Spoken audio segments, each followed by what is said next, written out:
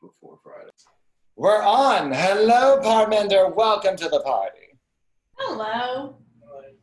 Oh, I'm so glad to see you. I know that I've been looking forward to having you on. Hopefully, you're looking forward to having you on. Yeah, had you told me it was a party, I would have had a drink. I don't have a drink in my hand. Kind of feel ill prepared.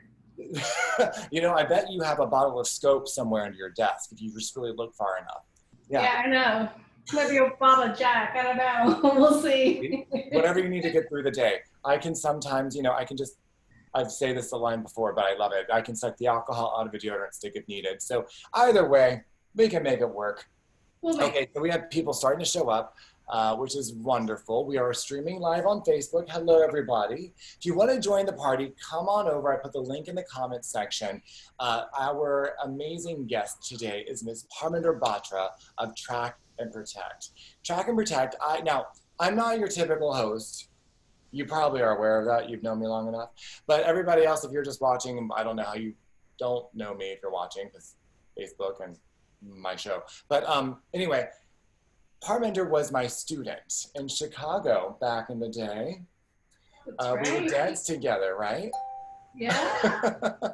We had a great time. What was that? Yeah, we really did. Back to those days. Yeah, those days, they were awesome. Kinds of things we were doing. Yeah. Look at you now. Look at what you're doing. Look what you're doing. I mean, seriously. And it's funny how what I'm doing stemmed off of very similar how yours got started. So we're going to talk about some of that today. Those people who have been on my show or have been watching for a while, they realize that my desire to do what I'm called to do came from me losing my relationship and everything, my identity and my whole life falling out from beneath me. And you had a very similar revelation while we were dancing. I remember you telling me your idea because dancing, and Carlos knows, and Autumn's coming and she's also a ballroom dancer. Dancing is amazing for you, especially when you're going through a hard time. Like there were a lot of people that would start dancing when they're going through a divorce or someone passed away or they just need to get healthy, and dancing really helps you get over that. But I remember you were going through your separation, if you don't mind me saying this. Sorry, I should have asked that. Fact of life. Right? And 8 days later, you had this movement, like you started this. Why don't can you go through and talk about, well, what is track and what is a track? I'm sorry, over here. Yeah, I was trying to see who's coming on, my screen just popped up. What is TraknProtect? And then we're gonna talk about how it started. So, Parminder, what is TraknProtect? So TraknProtect is an IoT platform. Now, I could say it's in hospitality technology, but fundamentally it's we're a company that's on a mission to have an impact on the safety culture in hotels. So when you think about that, one of our primary products is safety buttons, which we provide to employees. So we work on employee safety as well as registered hotel guests and unregistered hotel guests, it's affecting human trafficking victims as well. So being able to identify them. But in addition to that, what we do is we provide an underlying IoT platform, and that's Internet of Things platform. So we provide a technology where hotels can use that safety platform, but also increase operational efficiency and productivity within their hotels. So we have a multitude of product lines that go along with that platform. You just said something I know. So every time I talk to you, I learn something. I didn't know that you just blew past that so quickly. You said something, you're able to identify the human trafficking. Did I understand that? Yeah, so we're not able to identify that. We empower employees to. So one of the things we do is, and I'll show you, we sell hotels these safety buttons. I've got it on my desk. We sell hotels these safety buttons that employees wear, and they can call for help discreetly, right? So think about it that, if it can be something as simple as, and this has happened in Vegas, where someone was, quote unquote, passed out in a hallway and they didn't know how to react. So a housekeeper or a staff would be, instead of engaging and perhaps even putting themselves or someone else in danger, they're able to press the button, security comes and they can address it, call medical help, assess the situation, and so on. So if they see something, instead of say something, they can press the button. So without putting themselves in harm's way, they can press the button. And this is actually, the button's required under law in many jurisdictions, including Miami Beach. Hotels are required to give this to housekeepers for when they work alone. So think of sexual assaults that can happen when they're working alone, or just, someone just making a pass at them, and uncomfortable passes, right? I mean, it's just approaching them, or and I call them my housekeepers. As I talk to them, they tell me they see someone walk by nude, and it makes them uncomfortable, or they walk into a room, someone's engaging in an activity that it makes them uncomfortable. So they're able to press a button and get help. Along the same lines, hotels are now required to identify human trafficking. So what that means is that there's actually an onus on hotels, because that's where a lot of the human trafficking activity takes place. Is it happens in hotels, and these are, to a large extent, young under 18 victims that are brought into hotels. So hotels are in a unique position to see what's going on with their guests, and these are unregistered guests, as we say. So what it allows us, and again, housekeeper could walk into a room where there's a group of young girls, underage girls, and they don't look like they're there to party, or they don't look like, they're having fun or playing games. They look like they're scared. So instead of engaging with someone and putting, again, themselves in harm's way, they can press the button. We're empowering them to not just act on their own behalf for safety, but also to act on their guest's behalf, or the unregistered guest's behalf, for safety. So that's where we're doing it. We're educating, and I believe, as someone who travels a lot myself, we as vendors and suppliers to the hotel industry are also responsible for contributing towards that. We're very in tune with what goes on, so we should be able to identify that and notify the hotel as well. So we're part of the education. We partner with Safe House in being able to help raise money for them, and also use that as the education platform for our employees as well as others, to identify human trafficking and then be able to get people help. So that's what we're doing, as our social responsibility, as something that we really identify with and feel that we can have an impact as a company. Oh, bless you. I did not know you were doing that. I'm like, I love you even more right now. I didn't know enough in the first place, but here we go. Those of you who probably know this, my first intern I ever had was actually her daughter. So, does she know we're doing this today? No, she doesn't.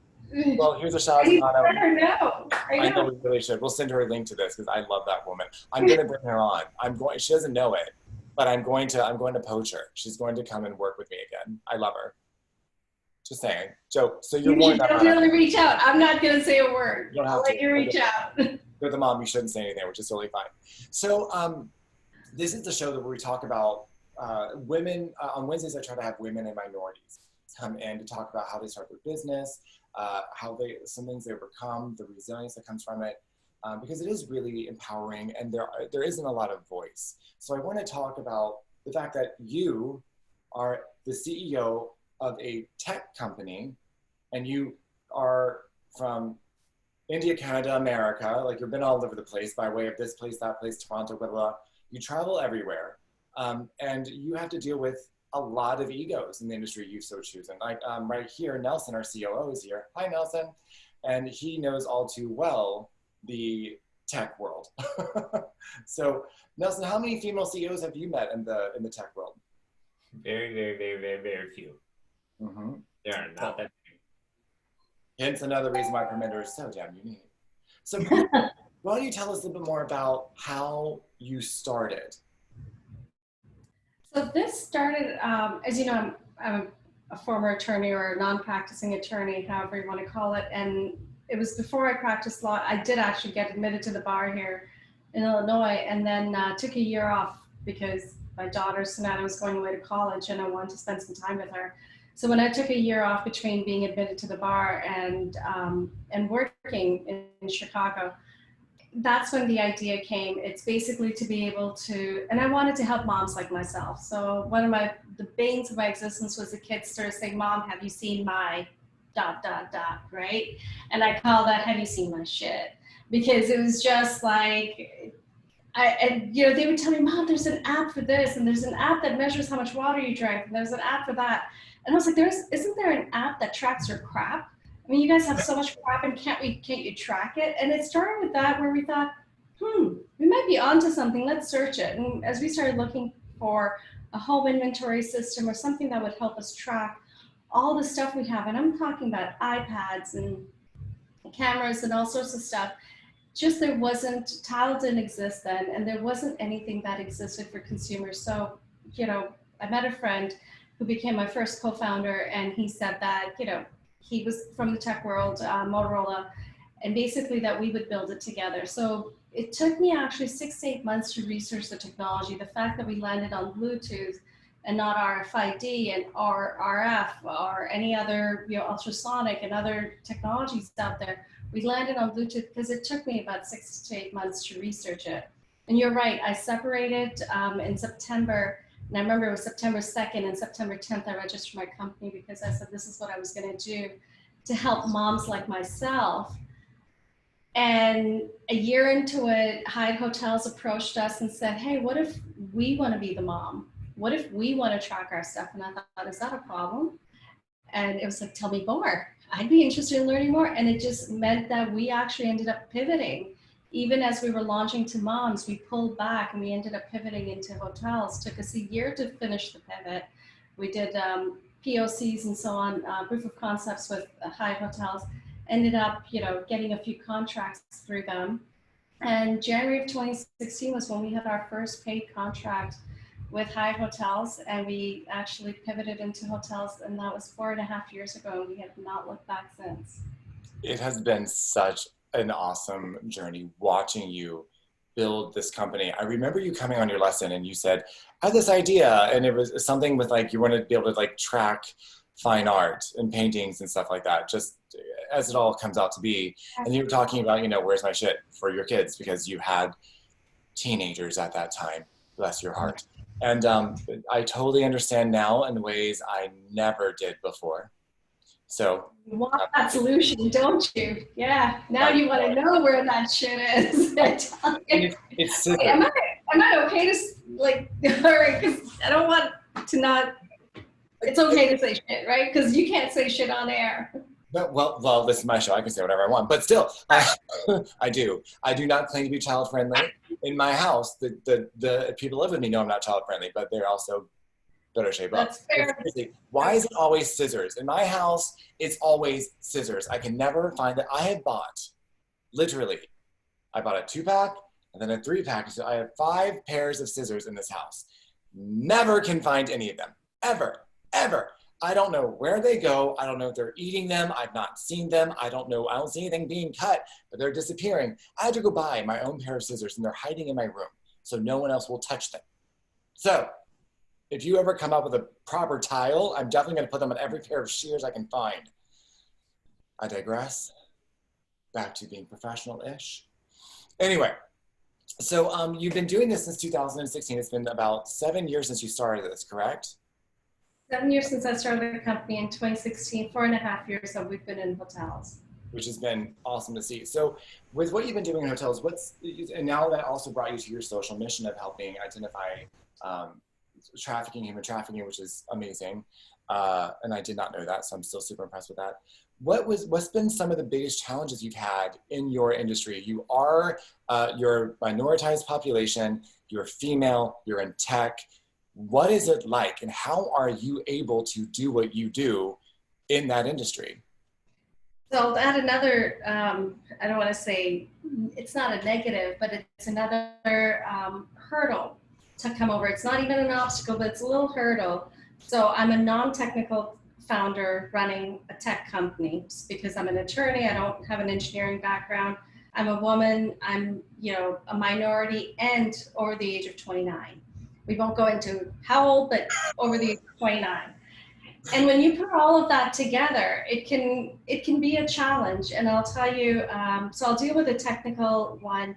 I really thought I was at a disadvantage running a tech company as a non-technical founder. And I found that I have found my unique voice. And it takes a while, it takes patience, but the one thing I learned is none of this is rocket science. So over time, as I said, I had my first co-founder, I'd go to meetings with him and we'd talk about technical, and I'd jump into meetings with engineers and I'd say, I'm not technical, but, and I would ask my question, and I would do this constantly to the point where he said, can you stop saying that?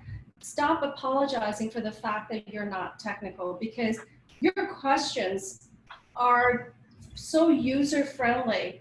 They completely scuttle everything we're working on, make us focus on it from a different perspective. So we in fact appreciate that you're not technical. So learn two things along the way, which is don't apologize for the fact that you're not technical.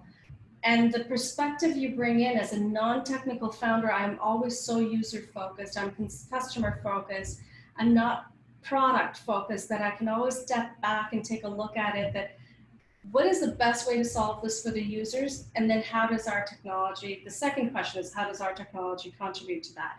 And because I can take that view, I can actually sit and have conversations to the point where people confuse me with engineers and say, wow, you're really technical. And the answer is no, I'm not. So I think you have to overcome that and be comfortable talking about technology as a non-technical founder.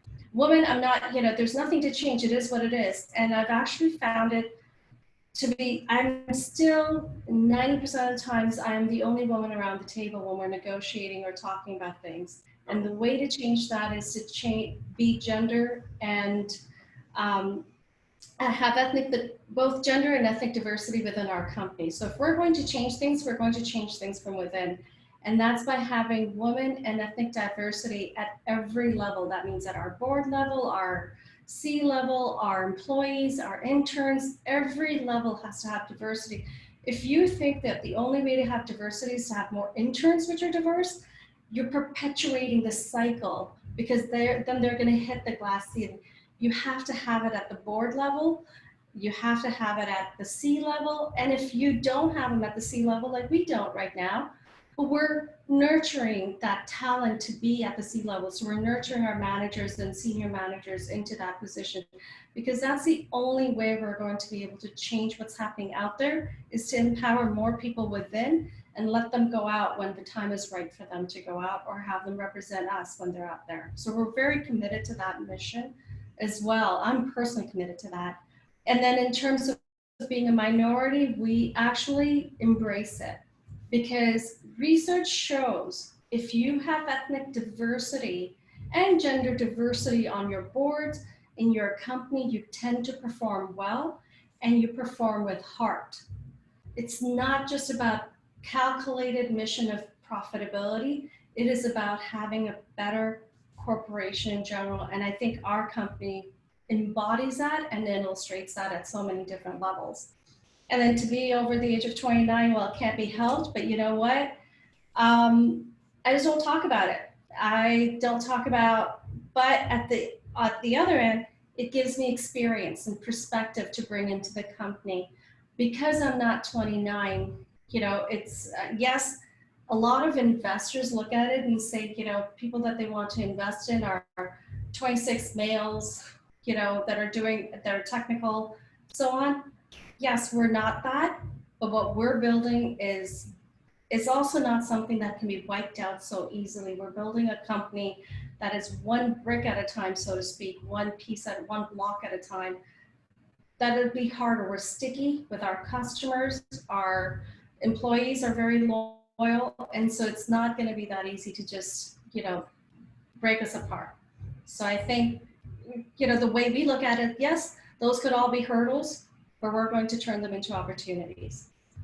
I love that you say it like that. I actually got chills when you were talking about it, because it does make so much sense. If you're going to say you want to support a mission, then it has to be part of your everyday. It can't just be something you say. You actually have to live it and breathe it. And that's, I completely agree. I love that. And actually what we're doing here, I feel very blessed, because most people on this call right now are working with us in some capacity. And it's such a beautiful, diverse group. And I enjoy it. They offer different perspectives. They offer different insights that I would never have considered, because they've lived a different life than I've had. And it's been awesome. Because at the end of the day, I'm still a white male. I'm gay as hell, so that helps me a little bit. And one thing off, well, you're not in anymore. So it's just kind of interesting. But we have such diversity. Awesome. Yeah, and and your users are your diverse group as well. So if you have, one set of values, when your audience has 20 sets of values out there and different perspectives, how can you cater to them? I mean, I work with minority housekeepers where I can walk down, I've stayed at hotels and basically walk down the hallway. Now, I could be intimidating as hell, but I walk up and I say, hey, can I just see your safety button? Now, they could be like, whoa, you're asking for what? Like, maybe I should be pressing my button. And it's like, let's see what you're using. What do you like about it? What don't you like about it? Why? What would you change if you could?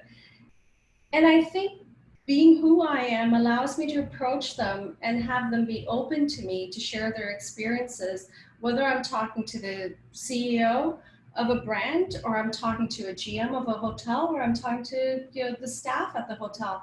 I can simply walk up and talk to them and I'm comfortable doing that. And I think that's the other thing is I don't see myself as I'm a minority woman over 29 approaching this individual. I am Parminder approaching this individual, and I'm genuinely curious about what they think about the product they're using, even if it's not our product, and how can they help us make it better. And so there's perspectives out there, and they're not going to have the same perspective. And that can only happen if we have diversity on both ends. Our customers are diverse, so we have to be diverse to be able to help them. That's very well said, because it's no life is greater than the other. So having that variety really demonstrates that and gives you that freedom to explore. Well said. Wow, you've really done so much. So I remember one of my favorite stories, because I do talk about you from time to time. One of my favorite stories that I have of you was I was celebrating with you in Chicago, and we were at the Drake Hotel. I was visiting, and Rob came to visit, and who's another friend of mine. Oh, I should have him on the show. I should talk.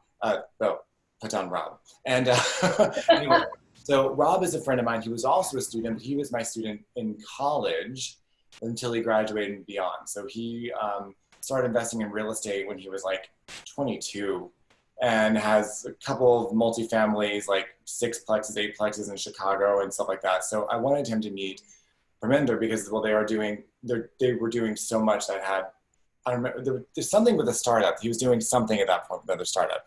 So I wanted to introduce you guys. But you told the story where we're sitting there and we were talking about how when you passed your first $1 million in revenue for your company, how it was like, oh, well, I did that, okay, and you kept moving on. Like it wasn't like you think everyone else has like, oh, there are gonna be bells and whistles and like and balloon drops and everything else that goes with it, and it's usually, oh crap, I'm too busy, I didn't even notice. Like, what was that like? I remember it was around August of 2018, and we were just so busy getting installs done and talking to clients and onboarding them and just getting the stuff out the door that there was a point where, my accounting person said, Parminder, have you looked at the accounting reports? And I was like, I don't have time. Like, is everything okay? AR okay? Everything okay? Because we've just got 100 things to do. And they said, no, you need to look at the accounting report. And I looked at the accounting report and said, oh shit, we broke $1 million. And then crap, we broke $1 million last month and you haven't said anything. And I was like, oh crap, we broke $1 million. This is awesome. Okay, great. All right, let's keep moving. We got no time. We'll break open the champagne later. We just gotta go. We gotta keep moving. And so it was about a month later, we celebrated and we're like, well, now we're at 1.2. So, okay, we're happy. And the team was happy, everyone was happy. And it really was. It was like, when did we break up? And I don't even think I remember what point or what customer. Like most people would say, this is our 100th customer, or this is the point where we broke a million. I couldn't even tell you because we were just moving so fast. And since then we haven't stopped. So now, I am on top of my reports on a weekly basis where I know exactly where we are every week. But that was the point where we were just so busy, and I can't remember where we were between 500,000 to 1.2. It's all a blur, but it happened, and it's been consistent since. So we're good. We're happy. Because that was when you were just starting to come down to Florida to do the hotels down here, right? 2016. Yeah, that's when 2018 was when we were going to come down. I think it was just right after that I came down. I remember that now. Yeah. So you've also been affected by COVID. Hotels have had to pretty much not be in operation for quite a bit of time. Now they are open in some cases with limited capacity, so on and so forth. So that has had an impact on your business. But every entrepreneur that is a true entrepreneur, especially when they've got staff, knows that you don't get a stop just because it gets tough. You have to figure things out and make things happen. What are some of the things that you have found throughout 2020 now that we've had this impact? And how are you adapting? How are you adjusting? So it has been a really tough time. 100% of our customers are hotels. So we've been deeply affected. And I'd be lying if I had said we weren't. But you know, we've actually done a few things. Initially, we didn't furlough anyone, and then we did have to furlough people. And then hotels were reopening again, so we brought one person back, but then they went back to closing down again, and we had to circle back, and then we did furlough one person again. So we're at total at 3, which is great for a small company like ours, that we've been able to retain most of our team, and everyone knows that our goal is, it's about surviving. And someone said this to me, one of my mentors said this to me recently, is because he said, it's so great to see you be successful. And I went, ooh, sometimes I don't feel so successful. And he said, progress is the best measure of success. So to me, I think that's one thing we do each and every day is, as long as we're progressing forward, we're successful, and we can believe that. So that's what we've done. And so in terms of how do we manage this time, we've turned it again into an opportunity. We look at it that this is an opportunity. It's an opportunity to really lay the groundwork for, there was technical things that we were putting on hold, technical bugs, technical issues that we had.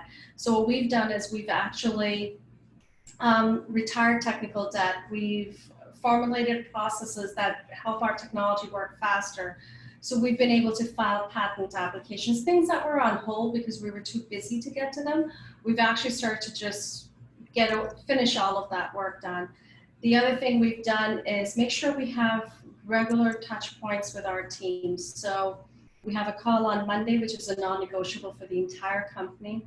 Then Tuesdays is for salespeople. Wednesday, we have another call for the entire team for 30 minutes where we check in, and Fridays we have a call. So the only day that we're really not talking to one another is Thursdays, and that's helped us all stay connected. And then we do our happy hours and so on. So the goal has been that we're all we're all dealing with COVID in our own way in our homes, and it's isolating. And how do we take away that isolation so that people can be productive at home? And one of those things is to stay connected with one another and know that we can always reach out.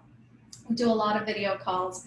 And then the last thing that we've done is we've really, reached out to our customers. We've made sure they're okay. We're not just simply sending them a bill and saying, hey, you owe us money.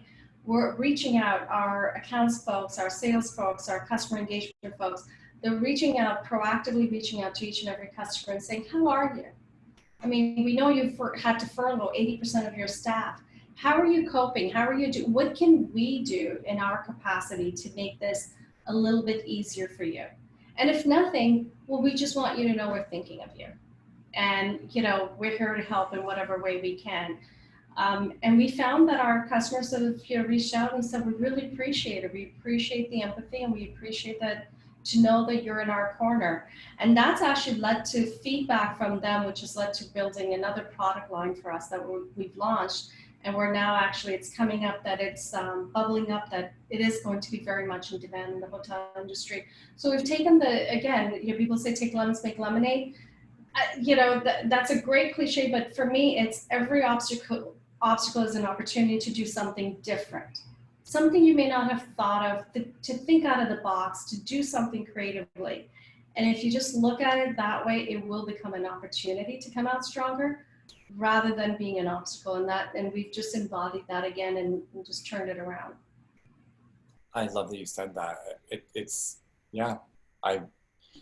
What I'm noticing, I'm going to put into different words almost what you said, but what I'm noticing for COVID, the companies that have been able to persevere in a healthy way, it's been more about the relationships and adapting the relationship to be beneficial and healthy and supportive during 2020. And frankly, I think that's great. Now I look at social media in a very different way too. I look Yeah. at how I connect to my computer a different way. It's not so like detached. It's a little, there can be a little more real, a little Yeah. more honest. Where before, if I was doing on the phone, it didn't feel that way. Now it does feel a little bit more human. Do you guys feel that way when you guys are, now that we've all been locked in our homes for so long, dear Lord, this 2-week quarantine that's never going away? How do you guys feel? Do you guys, would you agree to that?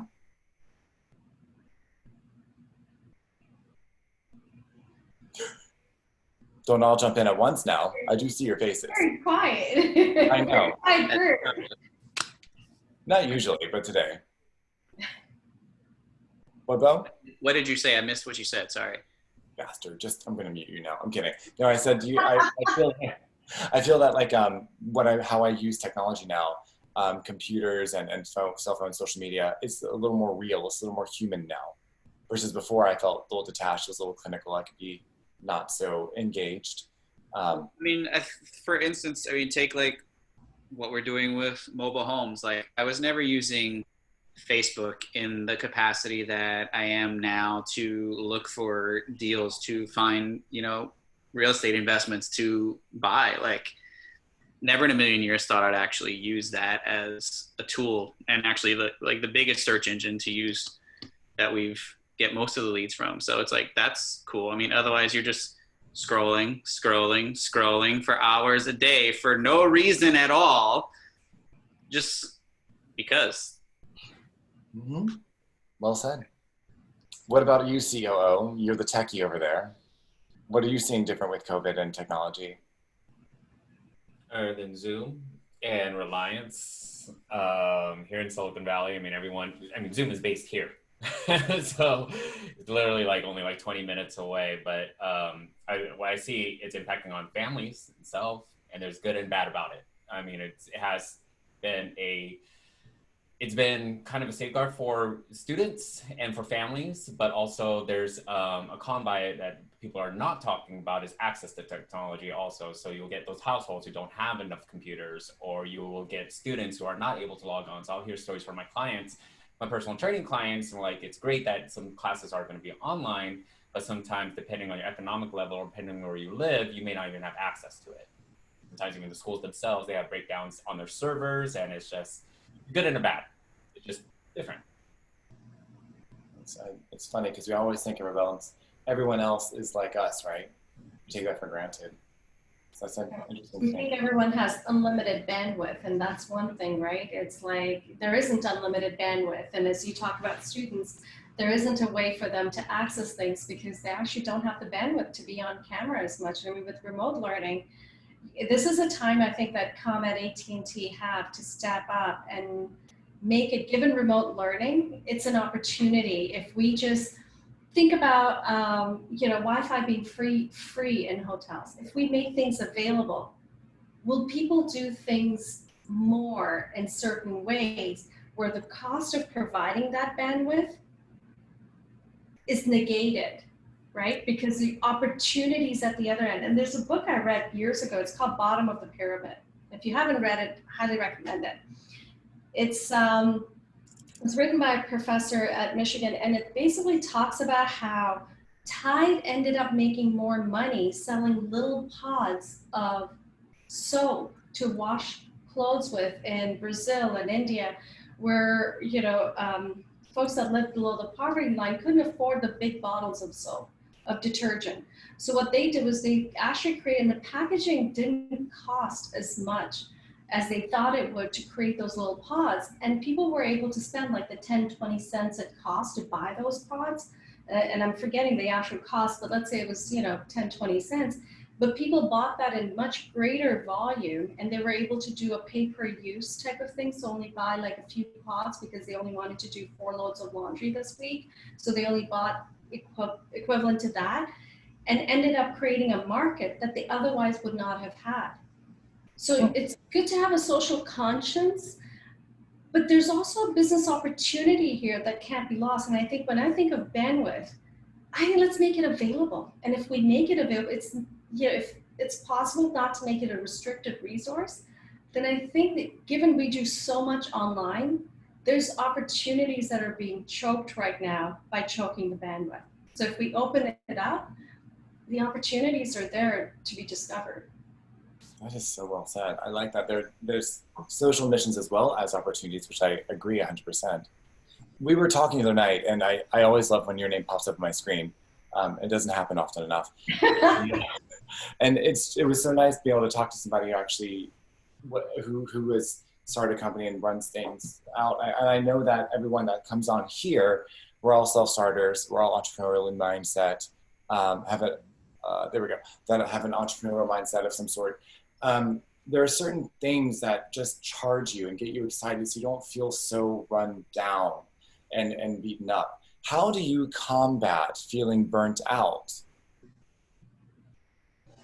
I think the number one thing is know before you get there that you're getting to burnout.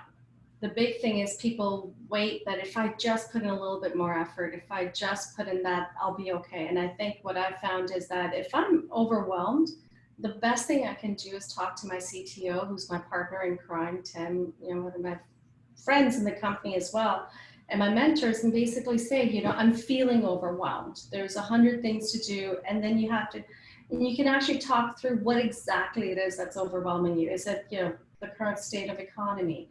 Is it that you feel that you might run out of money before COVID goes away?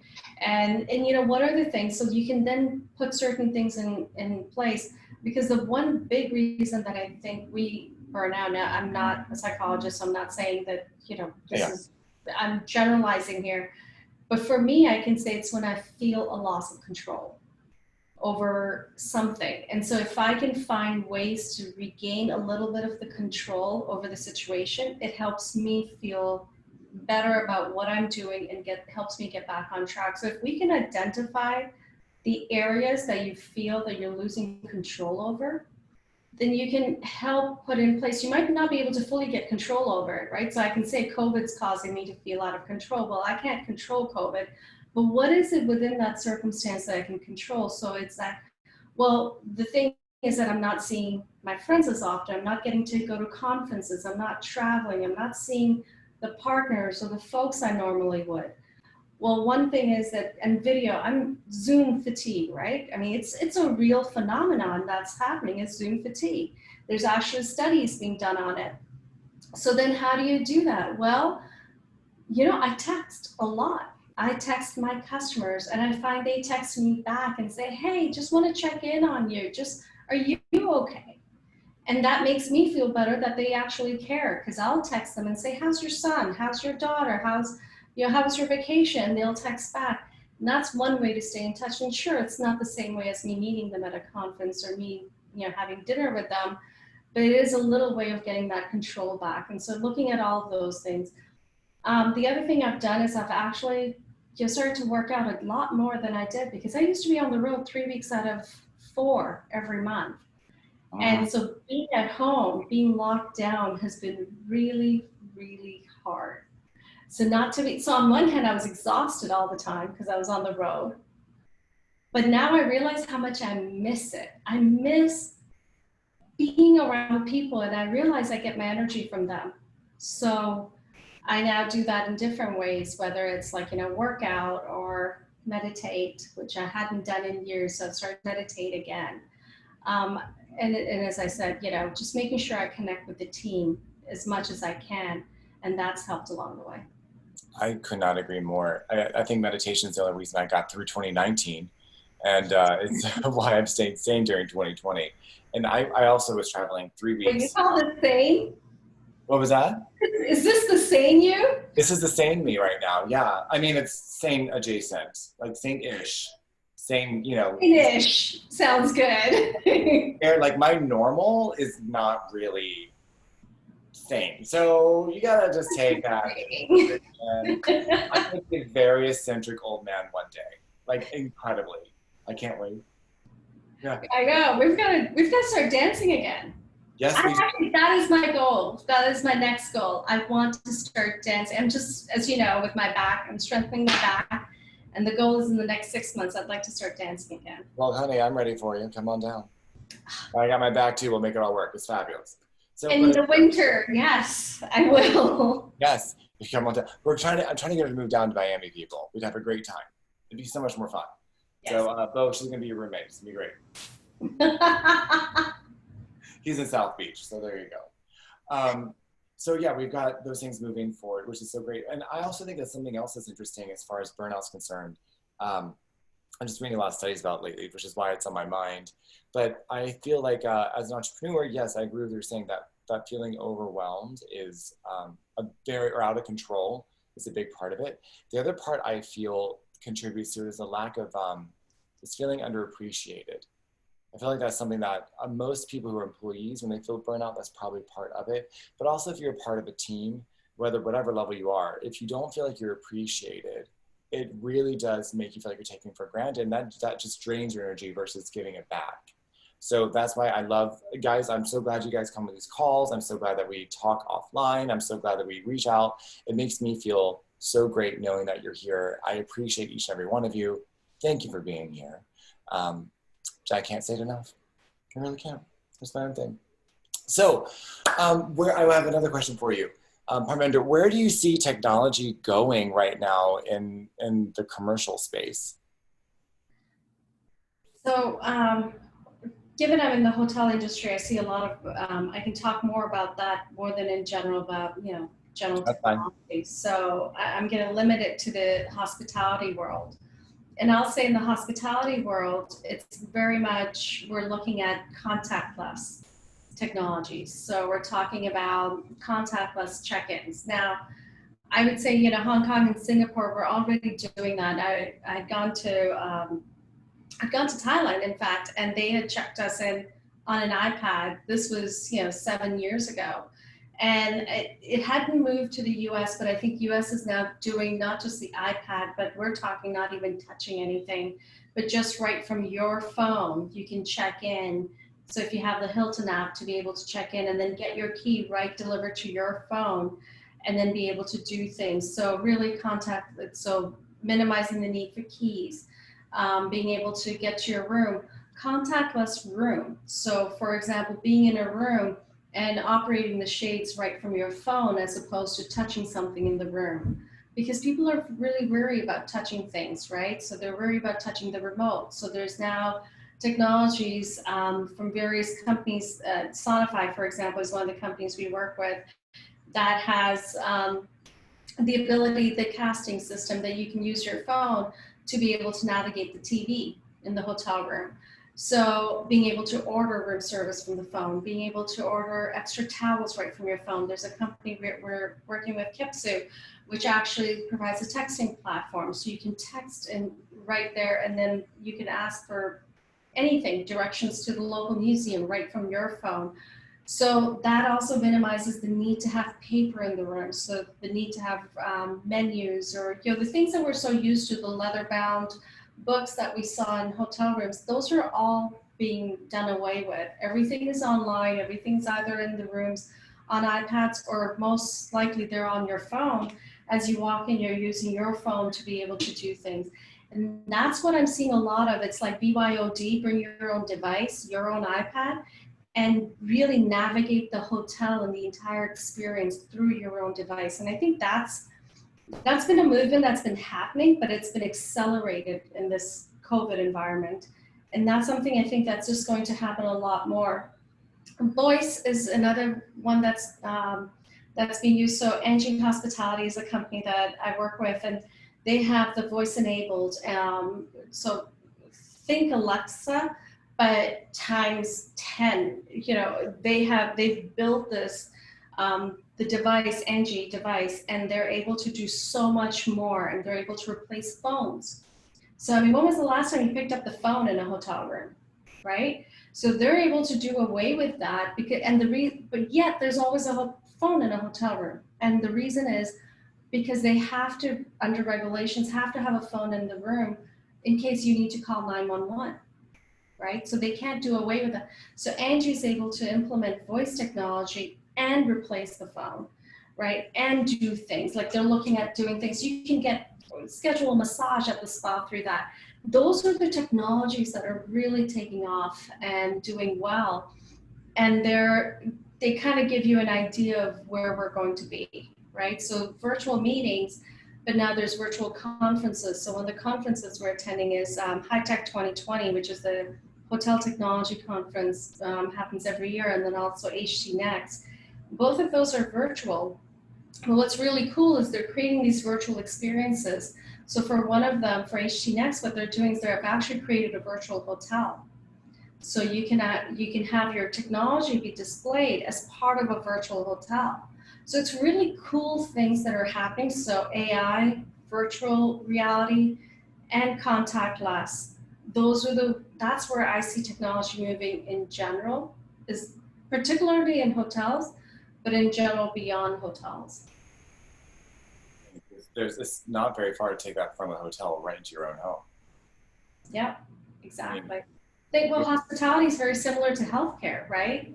So once hospitality does it, a lot of this can permeate into healthcare, which then actually also gets into educational institutions. Think about that.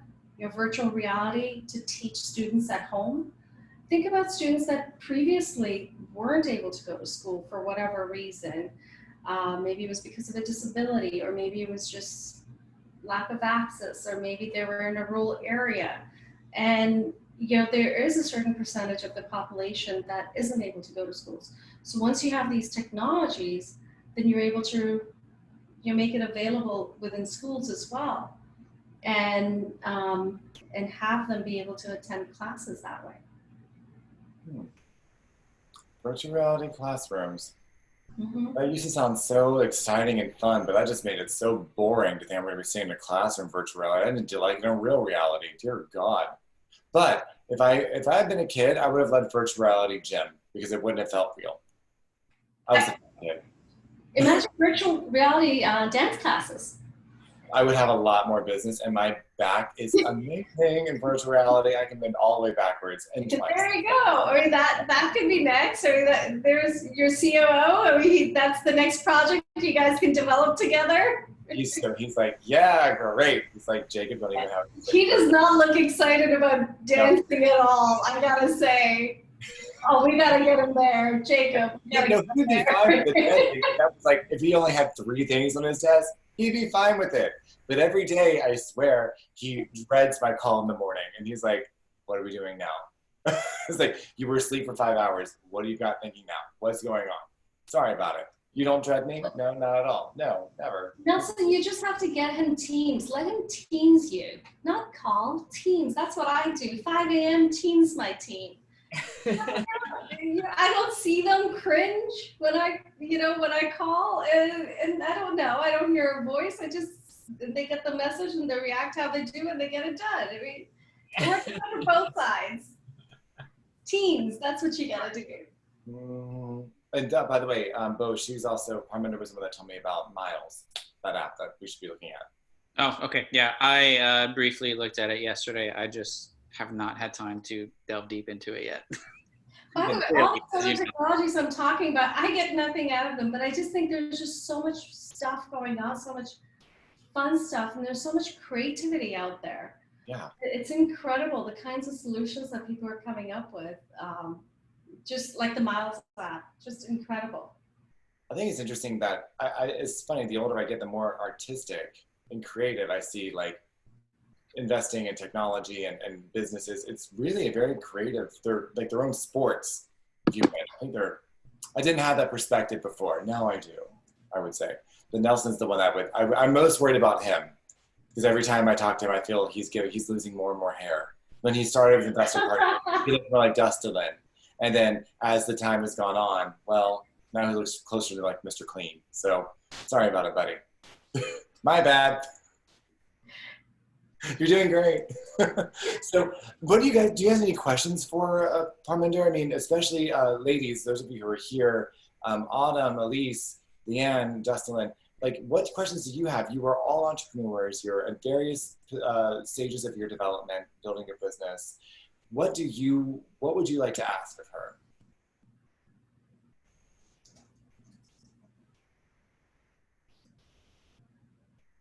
We're thinking. Okay. Yeah. I was like you about human trafficking. So how does the human trafficking part of the contribution that you're contributing inspire you further in your journey when you actually have this tech company? Does it create a better motivational factor when you're doing your business?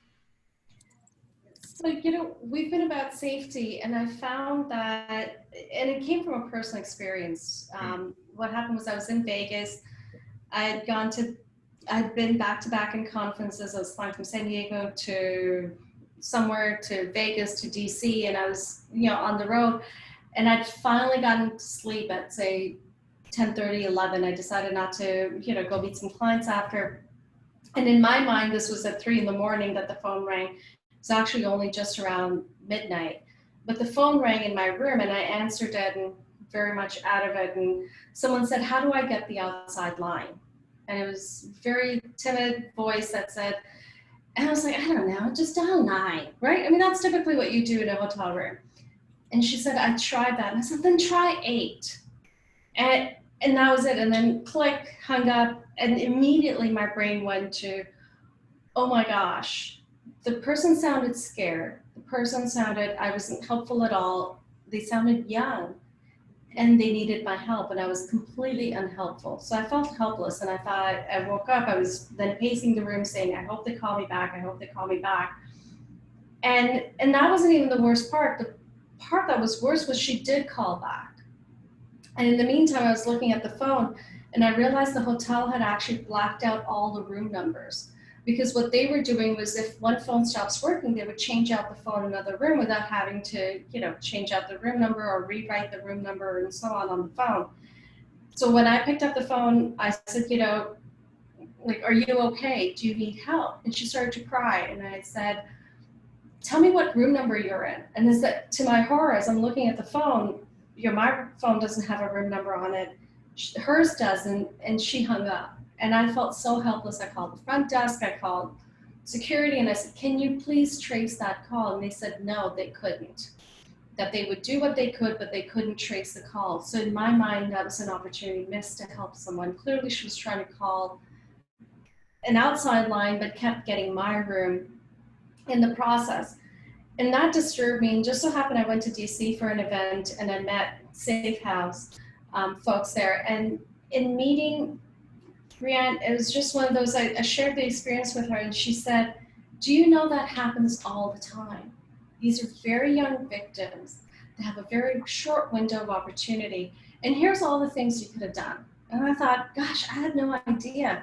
And it's like, you can actually text 733, I believe is the number. You can text, and I have it programmed in my phone that you can actually do things. You can call a hotline, you can report it online.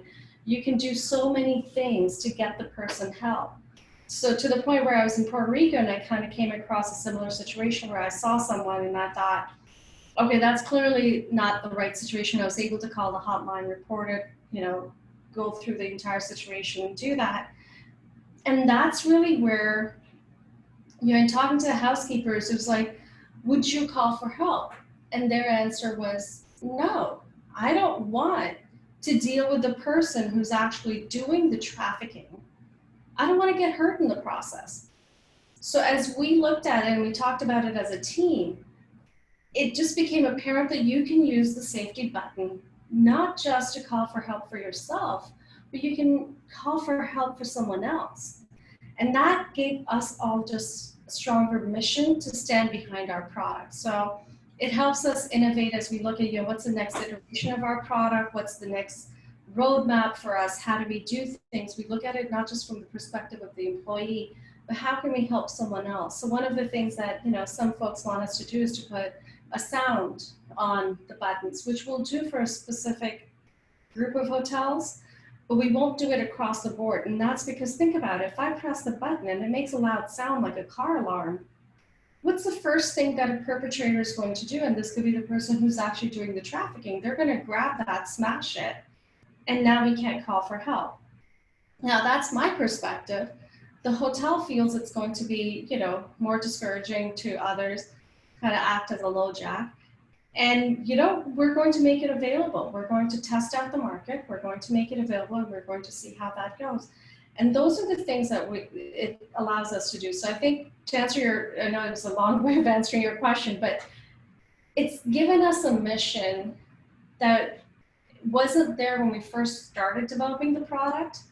The product was designed to help hotels meet the legal requirement and then the underlying requirement that housekeepers did feel alone, and it was meant to empower employees.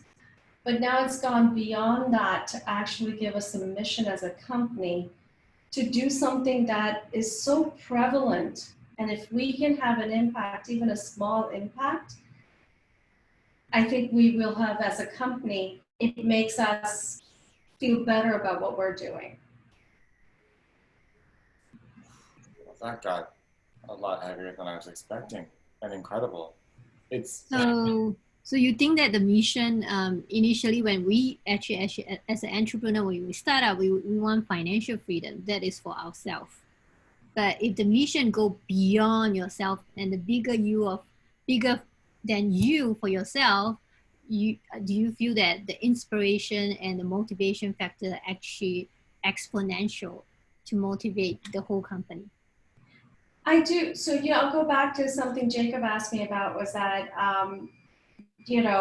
about avoiding burnout, right? When you focus just on the financial, that's it, that's all you live with day in, day out.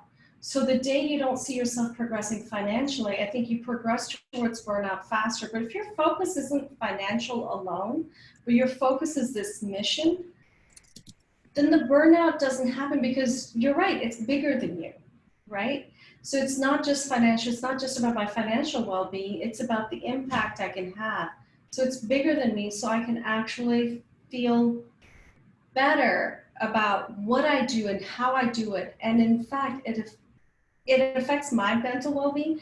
And so many studies show that your mental well-being is actually directly correlated with how many people you can help. So if you're helping a lot of people out there, you can avoid burnout. And also it just, it's beyond, did you make a profit today or did you not? It's, did you make progress today and did you affect people today? And I think it helps you be a stronger, more resilient founder in the long run if you have a mission you can stand behind. I'm writing that down. I really like that. So my evening reflections that I try to do every night, that's actually also very helpful at keeping perspective, I found, for me, having time in the morning and time in the evening before bed, quiet time for myself. And when I do my reflections, that's actually something I think I'm going to add there.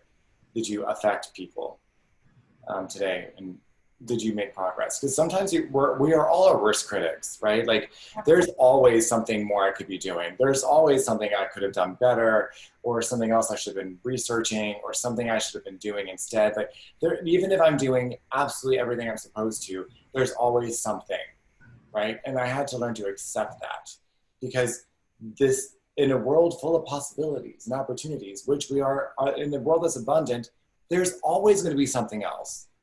Otherwise, it's not abundant, right? So I had to understand that I'm coming to grips with that. That yes, I could be doing something else versus taking a lunch break. I could be checking my email and getting back to people instead of actually, having a glass of water and taking 5 minutes to myself. I could be doing all these sorts of things. And I used to feel really guilty about that until we started doing so much more together. Now I know that if I have to take 10 minutes and take my dog for a walk, that's what I have to do, because I have to take care of me so that I can in turn support everybody else, and that we as a community can go and change the conversation. So it's definitely been a different perspective, a different approach to my journey. And it's funny because everyone I've talked to as an entrepreneur, they all start off, they have this idea, right? It's going to be like this. Like, your idea was to help moms find their kids crap, right? And Tim from Small Garment, his was to create like an exhaust attachment to help cars clear pollution. Fast forward, you're now in hospitality, and he's doing paint, and now I'm doing social housing to end homelessness. It's never the same as you intended. So you have to be adaptable, and you have to reflect, because if you keep changing without an end goal, then you're just wasting time. But if you keep changing towards an end goal, that that progress, I like what you said, that's something you can actually measure, and that's tangible. So it's actually interesting you say the one last thing I'm going to leave everyone with is there's a podcast I listen to. It's called How I Built This. I love that show. So yeah. I highly recommend it. And it's basically, I don't know if you've listened to the podcast by the Lyft founder. And it's one of my favorites. I love it. And as he said, you just have to live to fight another day. That's it. And if you can pivot, you can change, you can move things, you can do something. As long as you're living to fight another day, you can always shift and move and, go in different directions. But the day you stop is the day you stop growing, and there's no way to come back from that. So if you can actually just continue to do that, say, I just have to get through today, and then I'll turn this obstacle into an opportunity and I'll figure my way out, you're fine. But it's the day you stop, there's no more changes that can be made. You've shut your doors, the business is done. So as long as you haven't shut your doors, there's an opportunity to grow. That interview was actually the reason why I stopped taking Uber and kept taking Lyft. Oh, that's it. I've actually uninstalled Uber. Yeah. I only take Lyft because it was such an inspirational. Yes. Oh, so good. I highly recommend that show. There's so many good ones there too. It's amazing. Like what I'm finding is if you build systems, you have results. Like that's what I'm learning from all the entrepreneurs. Just build a system and tend to the system, manage that system, you will get results. So I think I love that you mentioned that show. That's one of my favorite podcasts. Well, Parminder, thank you so much for coming on today. I am so, so glad we got to catch up and share this time together. We're going to have her back on. We're going to hopefully have her on a panel that I'm trying to create that is socially minded businesses that are advancing in tech and environmental causes. We're going to try to have something like that in the middle of September. So be on the lookout. It's going to be exciting. We're going to have her and Tim Sperry on and hopefully the founder of 4Ocean. So we're going to have that going. But thank you so much for being here, and I look forward to seeing you again soon. Same here. Thank you, everyone. Thanks for making the time. Really enjoyed this. Mwah, be blessed, honey. Thanks for being here. Bye. Thank you. Mwah. I told you I know some cool people, don't I? Totally. Thanks. Have a great day. Bye, honey. Bye. So for those of you who are remaining on, I'll do a quick announcement. We'll cut it off. Yeah, that was actually meant about her. Thank you. Wasn't she cool? Isn't she interesting? Learning how people do that? Yeah, awesome. So quick announcements. It's Wednesday, isn't it? I remember. Okay, good. Just checking. We have Real Estate Survivor is going to be starting in October. Real Estate Survivor Season 2. So if you are interested in joining that, please make sure that you let me know. We will be setting up the registration platform for next week. So people will be able to go and they'll be able to apply. Then there will be a screening process and we'll be inviting people to come in to Season 2 of Real Estate Survivor. We've got some great chiefs coming on next month or next season. We're going to be using, adding to our team will be Rochelle and Alyssa from Canada. They are amazing and they're now moving into the States. So we're going to help them expand their business as they help expand yours. We are also going to be doing even more. Our virtual assistant company is now starting, which is crazy. We are getting our mobile home system up and running, which is also amazing.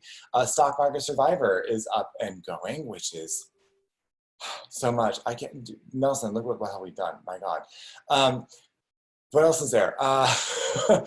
We are going to continue to grow. So if you are interested and you have questions or ideas, people you'd like me to meet, people who think would be good on the show, or if you're interested in speaking on the show, please let me know. I'd love to highlight you and help you grow your business and show you how wonderful you are as well. So we are going to be hosting this show again next on Friday at 3 with Don Pendleton. He is the creator of Protect Wealth. Protect Wealth is a do-it-yourself asset protection program where they show you how to set up LLCs and trusts and things like that on their own. They're going to be talking to us a lot about patents and trademarks and, again, basic asset protection that you need to be aware of when you're doing your business and you're investing. So be here. He's hysterical. He's a really sweet man. He kind of looks like, well, he looks like Violet from Willy Wonka, except not Violet. Do you get that joke? Then Dusty's met him. That's why she's laughing. Am I wrong? He's adorable. I love him. Yeah, yeah. Or what about more like what was his name? Danny DeVito as the Penguin. Do you see it? You see it, don't you? Yeah, it's great. Leanne, have you met him? I take it. Yeah. Oh, nice. He's a sweetheart. Such a sweetheart. I love him. So he's coming on. So sweet. I love him to pieces. He has been so supportive with what we're doing, and he's going to be giving some insight on how to do what we're doing in real estate and nonprofits and how to combine them. He's the guy, by the way, that gave me the idea that I can make my dog a tax deduction. Yep, that's that brilliant, man. So, I mean, if Lassie could do it, why can't Sherlock? I gave him his own nonprofit, for crying out loud. So, anyway. Okay, and then next week we're going to have Jake Lamore's coming on. Virginia Mack is going to be a really cool one. That's going to be on Wednesday. And then we're going to have Frank and Sherry Calendario coming in on Friday talking about their new syndication for their shared housing strategy. After that, we are flying off. We're going to be in Colorado. And shut up. And we are going to be doing our next week's worth of presentations from our new home for Sherlock Holmes Foundation in Colorado. You can all see what you've been a part of helping build and inspire. Thank you guys for being a part of this. I'm so glad you're here. Other than that, I have no other announcements. I hope you're all amazing. Stay healthy, be good to one another, and let the party go on. All right, everybody. Yes, Dusty, come have a good time. Come on up. We'll give you details. Mwah! I will talk to you later. Bye.